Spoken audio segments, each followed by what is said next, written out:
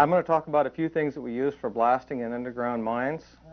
This is dynamite. Everybody has heard about dynamite. We don't use too much in the mines anymore because dynamite had a lot of problems.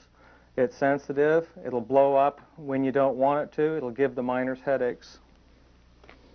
To get away from some of the problems with dynamite, we started using some stuff called ANFO, and this is ammonium nitrate fertilizer and fuel oil.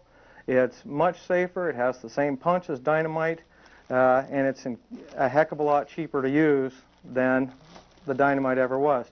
One problem with the ANFO is it melts in water. One of the ways that we got around the problems with ANFO, the wet holes and whatnot, is by special packaging or by mixing it with plasticizers that make it so it's not sensitive to water. This is called water gel. There are a couple other products made that are pumped in. They look like a strawberry milkshake. They pump the explosive in the holes, and it does the same thing as the ammonium nitrate. It's just not in the package. A couple of the detonators that we've used in the past. This is a blasting cap on safety fuse, and they were widely used in the industry. They are not commonly used anymore. Another one that was commonly used in the past was electric blasting caps. They made it possible to break rock very effectively, but they also had some drawbacks. Any stray electricity could set off the blasting cap, and of course you'd have a problem. One way that we've gotten away from the problems with electrics is to design another type of detonator called a non-L, which stands for non-electric.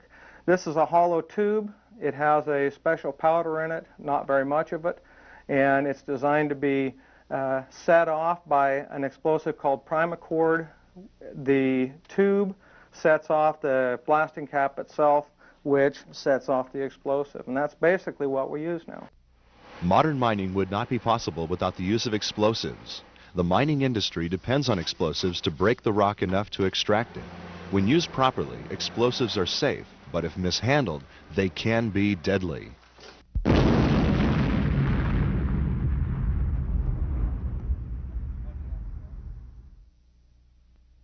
In the early 90s, up in the Republic area in northeast Washington, we had two mines working. I was a supervisor at one mine and was a member of the mine rescue teams. A kid that had worked for me up to 2 weeks before called me first thing on Sunday morning and said, "We've had a tremendous explosion at the mine. There was air curtains blown out, there was rock down, there was pipelines torn out." Two guys were working loading drilled rounds. The powder vehicle itself had blown up. The report was there was between 14 and 22 cases of water gel explosive on the vehicle. There was also 1,000 pounds of ANFO in a hopper and probably around 1,000 non-Ls. When we got on the scene, the powder vehicle was actually gone. There was the 1,000-pound hopper of ANFO was the only thing that told us the vehicle was there. It was basically untouched for some reason. The body of the powder vehicle was gone. The frame rails were there but were twisted. The engine was ripped out of the machine, and it was actually, there was enough force to break the block in half. There was a 6-yard loader parked probably 20 feet in front of the powder vehicle. All the metal on that under probably a 1/4 inch on the back side of the machine was gone. The loader is basically the only thing that stopped the victims from just going away altogether. It actually trapped parts of the people. It's not necessarily the new guys that are going to get dinged by something. As people get more experienced, they do get complacent with things. Hey, we do something every day. We blast rounds every day. And the idea that you just can't get down your guard is really important.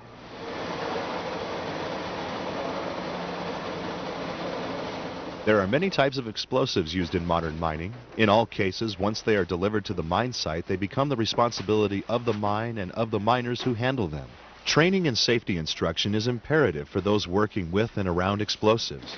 Regulations on the use and handling of these materials are there for your protection. Ignoring these rules and safe practices could get you maimed or killed. Dust and fumes from a blast can be hazardous to your health. At the start of your shift or when you are entering an area after a blast, you must wait for the ventilation to clear the air and a post-blast inspection to be made by a qualified person. A blast area can be unstable. When you arrive, check the face, ribs, and muck pile carefully for misfires and bootleg holes. Wash the area thoroughly before any other work begins to control dust and wash out misfires. Loose rock from the blast must be barred down immediately and the site thoroughly checked for safety before mucking begins. When you come into your work heading, we water down to start with, and generally when I throw the water hose on the muck pile or whatever, and I'll walk back through my area to make sure it is safe, to make sure any rocks haven't loosened up through the, when my opposite crew comes in, he blasts, of course it's going to loosen up rock. It's just the way it goes with the territory. So every day I come through and I'll walk back while I'm watering and check my stope area to make sure it's free of any fallen rock. Never drill a bootleg or misfired hole. Undetonated explosives could ignite unexpectedly and destroy anyone or anything in the area. If you find a misfire, you must dispose of it immediately, preferably by washing it out or by blasting it. If you can't dispose of it safely, post warnings at all approaches to the area and notify management at once. When you are ready to load a round, always do it carefully and in a manner approved by your management. After a face or work area has been drilled in a predetermined pattern, check each bore hole and clean it out to make sure it is safe for loading. Use the proper type and amount of explosives, and remember that primers and boosters must never be tamped or dropped. Your tamping bar should be approved and made of wood or other non-sparking material. A safety fuse must be adequate in length. Never cut them shorter than 3 feet. Combustible materials are not used for stemming. Open flames are prohibited within 50 feet of these materials. Whether they are in a magazine, day box, or loaded in the face, smoking is not allowed in this area. This also means that only ignition devices designed for that purpose can be used to ignite a safety fuse. No lighters or cigarettes. If electrical detonators are used, they must never be handled if there are stray currents present, such as static electricity or electrical storms. They could blow up unexpectedly with disastrous results. When the face is charged and ready to blast, you must secure the area before you leave. To protect other workers in the area, guard all possible entrances during the blast so that no one may enter the area until the air is clear. You must also give a clear warning call in all directions prior to detonation. Fire in the hole! Most mines have established blasting schedules and warning signals, and every miner must be familiar with these. It is management's responsibility to ensure that you have a safe and healthy workplace, but it is your job to understand and follow blasting schedules and procedures. Every mine has its own policies and practices on the safe handling of explosives. With good practices in place, it is your responsibility to work safely around these materials. Mining wouldn't be possible without them.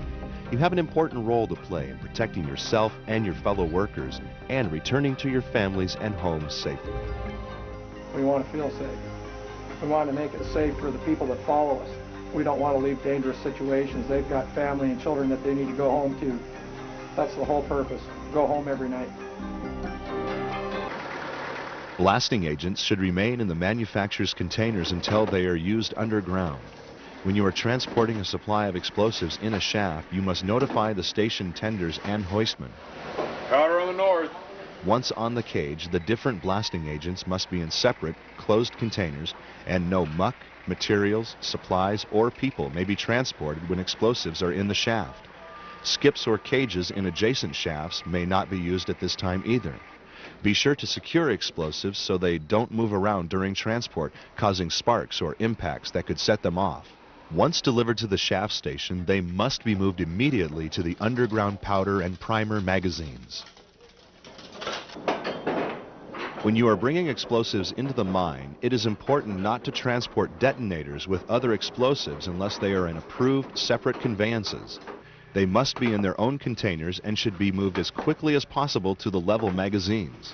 No other materials may be transported with explosive materials, and all vehicles carrying them must be posted with proper signs. Prior to transporting these materials, inspect equipment to ensure it is safe to operate. If transport vehicles require repairs, they should never be taken into the machine shops when loaded with explosives. Only those employees needing to handle the explosives should ride on the equipment, and vehicles must never be left unattended when they are loaded, unless the cargo area is securely locked. Only non-sparking materials should be transported in the cargo space with explosives. When you leave the vehicle, make sure the brakes are on, the wheels chocked, and the engine turned off.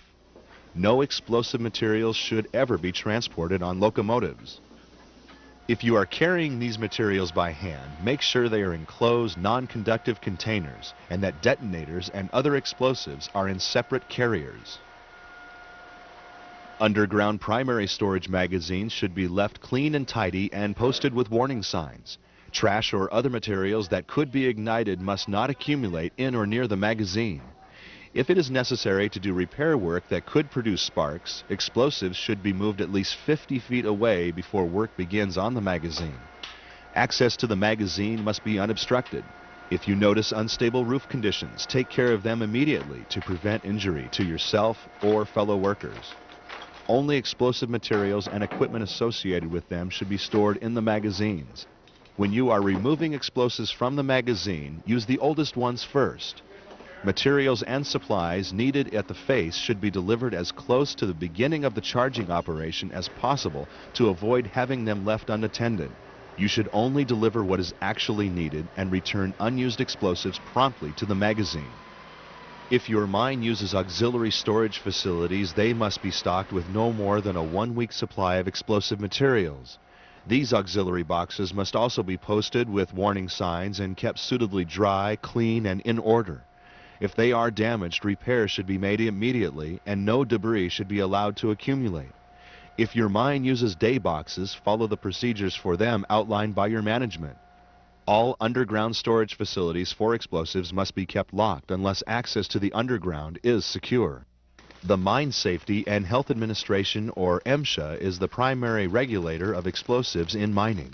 The regulations can be found in the Code of Federal Regulations. In addition to MSHA, the Bureau of Alcohol, Tobacco, and Firearms, as well as state and local law enforcement, can also be involved. Any employee working with or around explosives must be familiar with these regulations. Your company may also have its own policies about handling blasting materials. The Institute of Makers of Explosives, IME, provides in-depth recommendations on how to handle them safely, as do the individual manufacturers of explosive materials. Every case of powder has a list of recommendations and instructions. You should review this information frequently. It is critical that you know how to work safely around explosives. Your life is at risk if you don't.